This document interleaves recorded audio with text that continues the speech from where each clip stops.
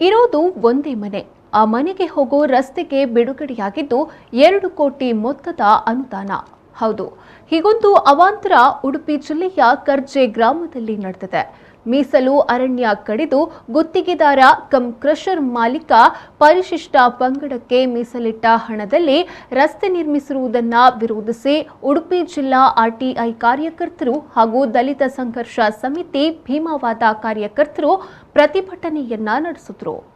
ಕರ್ಜಿಯ ಮೀಸಲು ಅರಣ್ಯ ಮಧ್ಯೆ ಜಲ್ಲಿ ಕ್ರಷರ್ ಒಂದು ಇದ್ದು, ಇದೇ ಮಾಲಕ ಅಲ್ಲೇ ರೆಸಾರ್ಟ್ ಒಂದನ್ನ ನಿರ್ಮಿಸುತ್ತಿದ್ದಾರೆ. ಹೀಗಾಗಿ ತನ್ನ ಉಪಯೋಗಕ್ಕಾಗಿ ಸುಮತಿಬಾಯಿ ಎನ್ನುವವರ ಮನೆ ಸಂಪರ್ಕದ ಹೆಸರಿನಲ್ಲಿ ಸುಮಾರು 2 ಕಿಲೋಮೀಟರ್ ಉದ್ದದ 2 ಕೋಟಿ ಮೊತ್ತದ ರಸ್ತೆ ಕಾಮಗಾರಿ ಆರಂಭಗೊಂಡಿದೆ.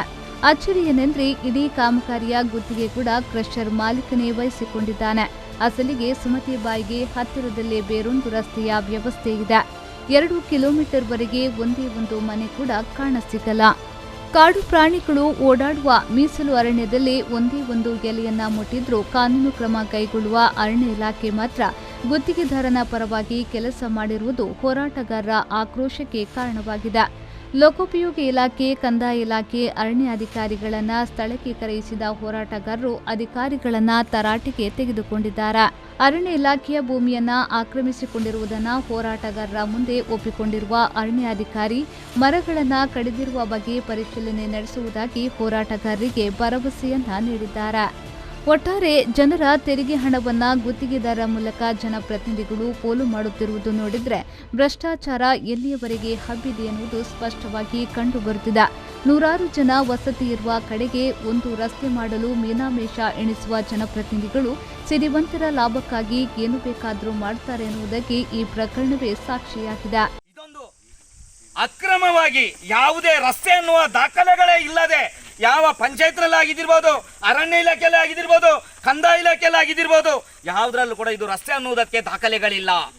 ಆ ದಾಖಲೆ ಇಲ್ಲದೆ ಇದೊಂದು ರಿಸರ್ವ್ ಫಾರೆಸ್ಟ್ ಮಧ್ಯದಲ್ಲಿ ಇಷ್ಟೊಂದು ಅಗಲದ ಇಷ್ಟೊಂದು ದೊಡ್ಡ ಮಟ್ಟದ ರಸ್ತೆಯನ್ನು ನೀವು ಅಕ್ರಮವಾಗಿ ನಿರ್ಮಾಣ ಮಾಡ್ತೀರಿ ನೀವು ಅಂತ ಹೇಳಿದರೆ ನೀವು ಎಷ್ಟು ಅವರಿಗೆ ಬೆಂಬಲ ಕೊಟ್ಟಿದ್ದಿರ್ಬೋದು. ಇದೊಂದು ಖಾಸಗಿ ವ್ಯಕ್ತಿಯ ಒಂದು ಖಾಸಗಿ ಜಲ್ಲಿ ಕ್ರಷರ್ಗೆ ಹೋಗುವಂಥ ರಸ್ತೆ ಅಂತ ನಾವು ಪದೇ ಪದೇ ನಾವು ನಿಮ್ಮ ಮುಂದೆ ಹೇಳ್ಕೊಂಡ್ರು ನೀವು ಯಾವುದು ಇದನ್ನು ಗಮನಕ್ಕೆ ತಗೊಳ್ಳದೆ ಇವತ್ತು 2 ಕೋಟಿ ದಲಿತರ ನಿಧಿ ದುರುಪಯೋಗ ಮಾಡಿರೋದು. ಒಂದನೇದು ದಲಿತರಿಗೆ ನೀವು ಮಾಡಿರುವ ನಿಮ್ಮ ಅಧಿಕಾರಿಗಳು ಮಾಡಿರುವ ಒಂದು ದಲಿತರಿಗೆ ಮಾಡಿದ ದೌರ್ಜನ್ಯ ಆಗ್ತದೆ. ಅದರ ಅನ್ವಯ ನಿಮ್ಮೆಲ್ಲರ ಮೇಲೆ ಇವತ್ತು ದಲಿತ ದೌರ್ಜನ್ಯ ತಡೆ ಕಾಯ್ದೆಯಡಿ ಪ್ರಕರಣ ದಾಖಲಿಸಬೇಕಾಗ್ತದೆ. ಪೊಲೀಸರು ಇವತ್ತು ಅದರ ಬಗ್ಗೆ ದಯವಿಟ್ಟು ಗಮನಿಸಬೇಕಾಗ್ತದೆ. ಮಾನ್ಯ ಪೊಲೀಸ್ ವರಿಷ್ಠಾಧಿಕಾರಿಗಳಿಗೂ ಕೂಡ ನಾವು ಮನವಿ ಮಾಡ್ಕೊಳ್ತದೆ. ಈ ಸಂದರ್ಭದಲ್ಲಿ ಇದನ್ನು ಗಂಭೀರವಾಗಿ ನೀವು ಗಣನೆಗೆ ತಗೋಬೇಕು. ಇವತ್ತು ಸಚಿವರಾಗಿದ್ದಿರ್ಬೋದು, ಶಾಸಕರಾಗಿದ್ದಿರ್ಬೋದು, ಯಾವ ಉನ್ನತ ಮಟ್ಟದ ಅಧಿಕಾರಿನೇ ಆಗಿದ್ದಿರ್ಬೋದು, ಇವತ್ತು ಅವರು ದಲಿತರಿಗೆ ದೌರ್ಜನ್ಯ ಮಾಡಿದ್ದಾರೆ. ಅವರ ವಿರುದ್ಧ ಇವತ್ತು ಅಟ್ರಾಸಿಟಿ ಆಕ್ಟ್ ನಡಿಯಲ್ಲಿ ಪ್ರಕರಣ ದಾಖಲಿಸಿ ತನಿಖೆ ಮಾಡಬೇಕು. ಒಂದನೇದಾಗಿ.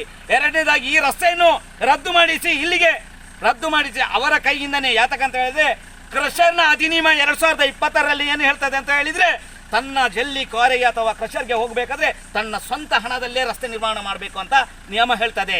ಆ ನಿಯಮದ ಪ್ರಕಾರ ಅವರ ಹತ್ರನೇ ಮಾಡಿಸ್ಕೊಳ್ಳಿ. ಅದಲ್ಲದೆ ಅವರ ಅರಣ್ಯ ಭೂಮಿಯನ್ನು ಯಾವುದೇ ಒಂದು ಒಪ್ಪಿಗೆ ಇಲ್ಲದೆ ಅರಣ್ಯ ಇಲಾಖೆ ಸಂಬಂಧಪಟ್ಟ ಇಲಾಖೆಗಳಿಗೆ ತಪ್ಪು ಮಾಹಿತಿಯನ್ನು ಕೊಟ್ಟು ಅರಣ್ಯ ಇಲಾಖೆಯ ಮಧ್ಯದಲ್ಲಿ ರಸ್ತೆ ನಿರ್ಮಾಣ ಮಾಡಿರುವಂಥದ್ದು ಅರಣ್ಯ ಕಾಯ್ದೆಯ ವಿರುದ್ಧವಾಗಿದೆ. ಅರಣ್ಯ ಕಾಯ್ದೆಯ ಅಡಿಯಲ್ಲಿ ಅವರನ್ನು ಇವತ್ತು ಪ್ರಕರಣ ದಾಖಲಿಸಬೇಕು.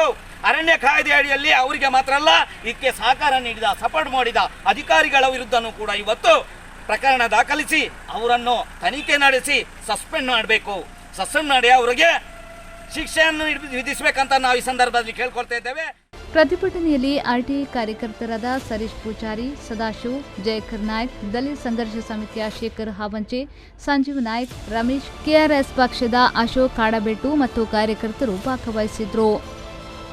ಶ್ರೀಜಿತ್, ವಿ4 ನ್ಯೂಸ್, ಉಡುಪಿ.